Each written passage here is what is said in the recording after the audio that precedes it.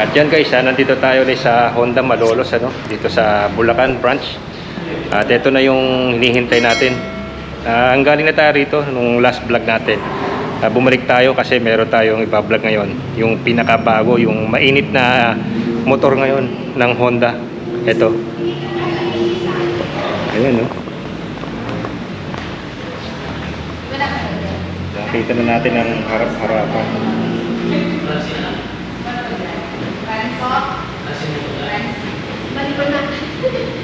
Napakaganda.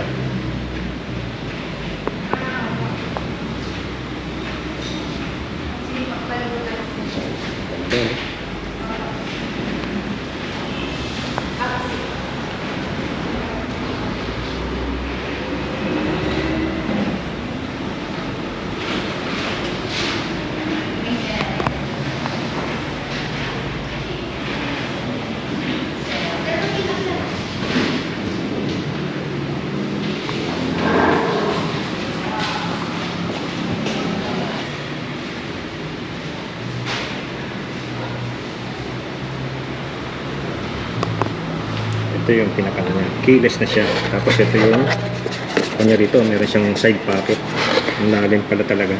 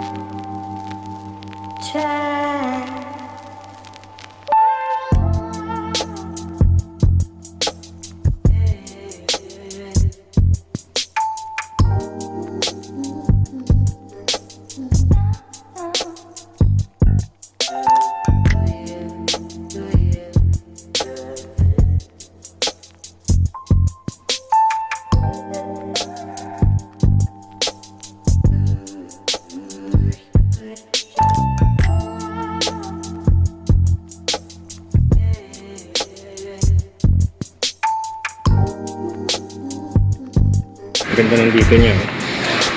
Ang panel niya. Maliit lang siya pero yan, meron na rin siya dito ng clock. Yung switch, kusina, high beam, low beam, turn signal. Tapos dito merong kill switch para sa motor. Ito yung power niya. Standard na side mirror. At maganda yung kanyang grip, kanyang handle. Dito yung button niya para sa seat at sa gasoline. Tapos ito yung Ayan. Kanyang compartment. Malalim, no? Malalim talaga. Diyan din yung kanyang USB. Push button lang yan. Naglalak na.